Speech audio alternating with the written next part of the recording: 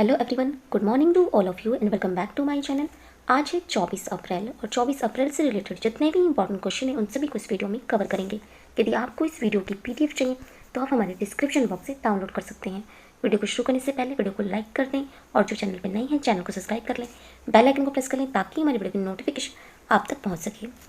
First question है, राष्ट्रीय पंचायती दिवस कब मनाया जाता है? आंसर है ऑप्शन डी, 24 अप्रैल को, यानी आज के दिन ही राष्ट्रीय पंचायती दिवस मनाया जाता है। ये 24 अप्रैल 1993 को संविधान में 73वां संशोधन किया गया था, तब से उस दिन को राष्ट्रीय पंचायती राज दिवस के रूप में मनाया जाता है।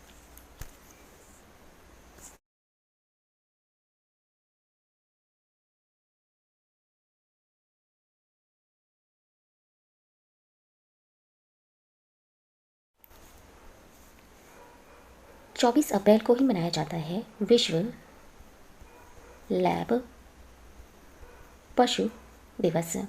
बाकी ऑप्शंस को देखें तो 21 अप्रैल को मनाया गया था सिविल सर्विस दिवस और इसी दिन मनाया गया था अंतर्राष्ट्रीय रचनात्मकता और अभिनव दिवस। 22 अप्रैल को मनाया गया था विश्व पृथ्वी दिवस और इसकी थीम थी इस बार की रिस्टोर अवर अर्थ। 23 अप्रैल को मनाया गया था अंग्रेजी भाषा दिवस और इसी दिन मनाया गया था विश्व पुस्तक और कॉपीराइट दिवस। 23 अप्रैल को ही मनाया गया था स्पेनिश भाषा दिवस। नेक्स्ट क्वेश्चन है, हाल ही में ब्रिटेन की वैश्विक वित्तीय प्रौद्योगिकी फर्म रेवॉल्ट ने 21 अप्रैल 2021 को भारत में अपने मुख्य कार्यकारी अधिकारी के रूप में किसे नियुक्त की घोषणा की है? आंसर ऑप्शन ए, पारोमा चटर्जी की नियुक्ति की घोषणा की है।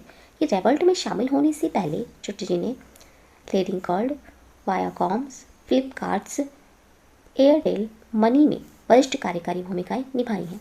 रेवॉल्ट का उद्देश्य 2021 में भारत में विस्तार का है और ये भारत में प्रवेश करने वाला पहला यूके फिनटेक होगा।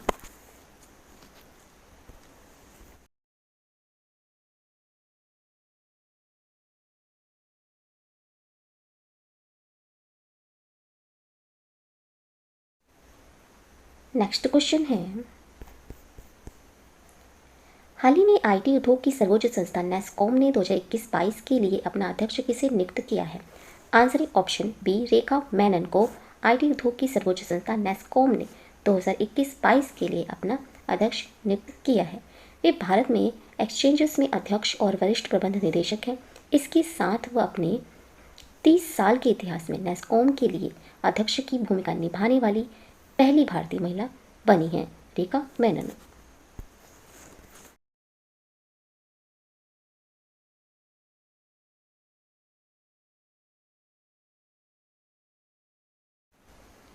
नेक्स्ट क्वेश्चन है,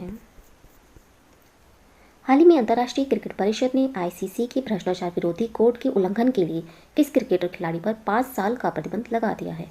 आंसर है ऑप्शन डी, कादिर अहमद पर अंतर्राष्ट्रीय क्रिकेट परिषद ने आईसीसी के भ्रष्टाचार विरोधी कोड के उल्लंघन के लिए क्रिकेटर कादिर अहमद पर 5 साल का प्रतिबंध लगा दिया है।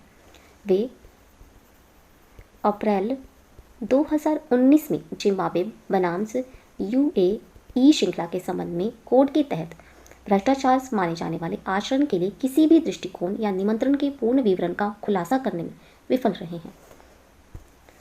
आईसीसी की स्थापना हुई थी 15 जून 1909 में और इसका हेडक्वार्टर है दुबई यूएई में और इसके चेयरमैन हैं ग्रेग पार्कले और सीईओ हैं मनु साहनी।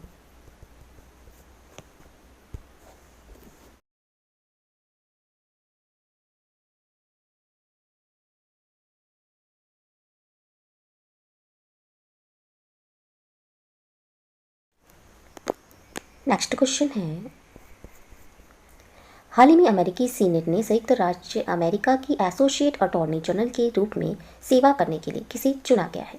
आंसर है ऑप्शन ए वनिता गुप्ता को अमेरिकी सीनेट ने संयुक्त राज्य अमेरिका की एसोसिएट अटॉर्नी जनरल के रूप में सेवा करने के लिए वनिता गुप्ता को चुना गया है, जिससे वे इस भूमिका में सेवा करने वाली पहली भारतीय अमेरिकी बन गई हैं और ये न्याय विभाग में तीसरा सर्वोच्च स्थान है।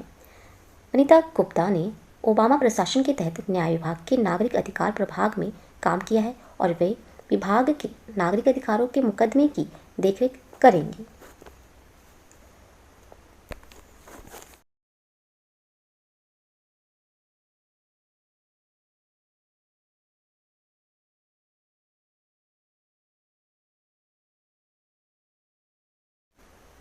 नेक्स्ट क्वेश्चन है, हाल ही में एक ही क्रिकेट टीम से 200 मैच खेलने वाला पहला खिलाड़ी कौन बन गया है? आंसर है ऑप्शन बी महेंद्र सिंह धोनी एक ही क्रिकेट टीम से 200 मैच खेलने वाला पहले खिलाड़ी बन गए हैं। आईपीएल के 12वें मैच में राजस्थान रॉयल्स के खिलाफ मैदान पर उतरने के साथ ही महेंद्र सिंह धोनी ने एक नया कीर्तिमान भी अपने नाम कर लिया है। वे किसी एक फ्रेंचाइजी के लिए 200 मुकाबले में कप्तानी करने वाले पहले खिलाड़ी बन गए हैं। हाल ही में धोनी ने चेन्नई के लिए 200 मैच खेलने का रिकॉर्ड बनाया था।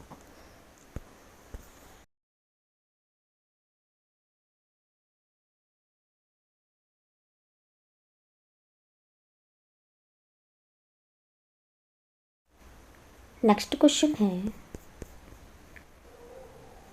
हाल ही में एक एंड टू एंड संबंधित एनालिटिक्स प्लेटफॉर्म से हाइपरसेंस किसने लॉन्च किया है?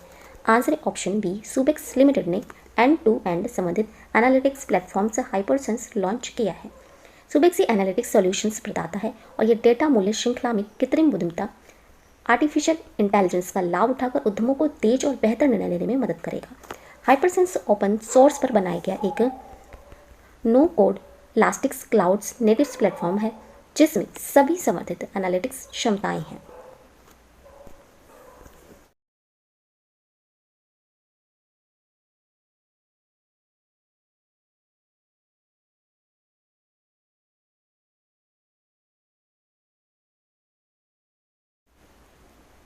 नेक्स्ट क्वेश्चन है, हाल ही में जारी WEF global energy transition index 2021 में 115 देशों में से भारत को कौन सा स्थान मिला है? आंसर है ऑप्शन बी 87वां स्थान मिला है भारत को WEF global energy transition index 2021 में 115 देशों में से। ये रिपोर्ट वर्ल्ड इकोनॉमिक फोरम द्वारा जारी की गई है, जो विभिन्न पहलुओं पर अपने ऊर्जा प्रणालियों के प्रेजेंट प्रदर्शन पर राष्ट्रों को ट्रैक करने के लिए एक्सचेंजेस के सहयोग से तैयार की गई है। इस सूचकांक में पहले स्थान पर है स्वीडन देश, दूसरे स्थान पर है नॉर्वे, तीसरे स्थान पर है डेनमार्क, चौथे स्थान पर है स्विट्जरलैंड देश, पांचवें स्थान पर है ऑस्ट्रेलिया, छठे स्थान पर है फिनलैंड देश, सातवें स्थान पर है यूनाइटेड किंगडम, आठवें स्थान पर है न्यूजीलैंड, नौवें स्थान पर है फ्रांस देश, 10वें स्थान पर है आइसलैंड देश और 11वें स्थान पर है जिम्बाब्वे। ये 115 देशों की सूची में सबसे अंतिम स्थान पर है जिम्बाब्वे।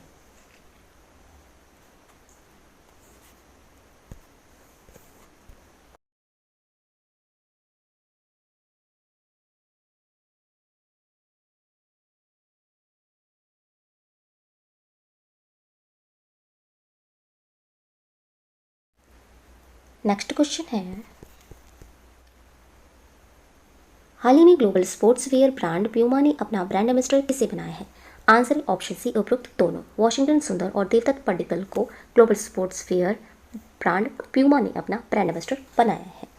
इन दोनों के साथ लंबी अवधि के लिए एंडोर्समेंट समझौते पर हस्ताक्षर किए हैं। प्यूमा इंडिया, जिसने हाल ही में रॉयल चैलेंजर्स बेंगलोर के साथ अपनी साझेदारी की घोषणा की है, भारत के खेल पारिस्थितिक तंत्र में लगातार निवेश कर रहे हैं और ये दोनों वॉशिंगटन सुंदर और देवदत्त पड्डीकल ये दोनों कंपनी के ब्रांड एम्बेसडर के रोस्टर में शामिल होंगे, जिसलिए भारतीय कप्तान विराट कोहली, विकेटकीपर बल्लेबाज KL राहुल, महिला राष्ट्रीय क्रिकेटर सुषमा वर्मा और अनुभवी क्रिकेटर युवराज सिंह शामिल हैं।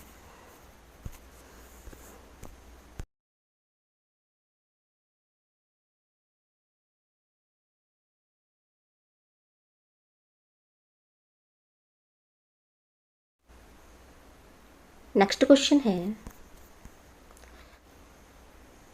हाल ही में भारत को निम्नलिखित में से किस निकाय के लिए चुना गया है?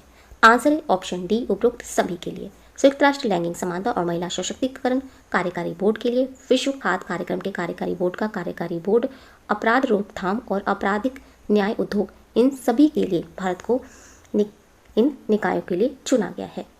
ये तीनों निकाय संयुक्त राष्ट्र आर्थिक सामाजिक परिषद के तहत काम करते हैं और भारत को इन तीनों निकायों में निर्वाचन द्वारा चुना गया है, जिसका अर्थ है किसी को सम्मानित करना। इन निकायों के लिए भारत का कार्यकाल 1 जनवरी 2022 से शुरू होगा।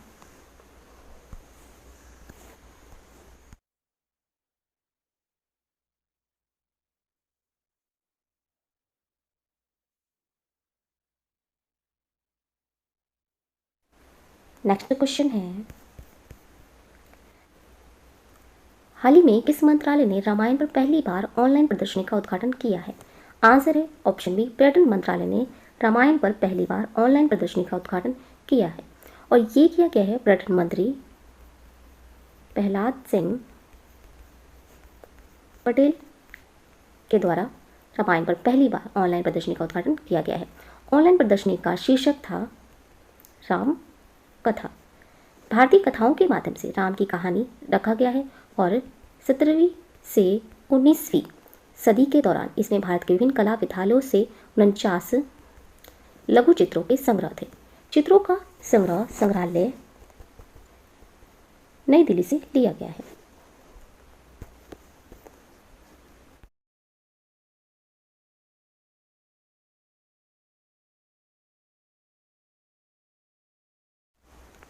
नेक्स्ट क्वेश्चन है, हाल ही में किस संस्था ने visible infrared imaging radiometer suit का डिज़ाइन और निर्माण किया है? आंसर ऑप्शन बी, रेथियॉन्स कंपनी ने visible infrared imaging radiometer suit का डिज़ाइन और निर्माण किया है। ये visible infrared imaging radiometer suit एक सेंसर है जिसे रेथियॉन्स कंपनी द्वारा Suomi, national polar orbiting partnership और NOAA 20 मौसम उपग्रह पर डिज़ाइन और निर्मित किया गया है। ग्लोबल फॉरेस्ट वॉच ने हाल ही में बताया कि भारत में 1 अप्रैल 2021 और 14 अप्रैल 2021 के बीच 82,170 वन अग्नि अलर्ट दर्ज किए हैं। ये 2020 में इसी अवधि के दौरान रिपोर्ट की गई संख्या से लगभग 2 गुना है और ये visible infrared imaging radiometer suit से प्राप्त डाटा पर आधारित थे। तो ये थे आज के इंपॉर्टेंट करंट अफेयर्स। अगर ये वीडियो अच्छा लगा हो तो प्लीज़ हमारे चैनल को लाइक, शेयर एंड सब्सक्राइब जरूर करें। Thank you so much.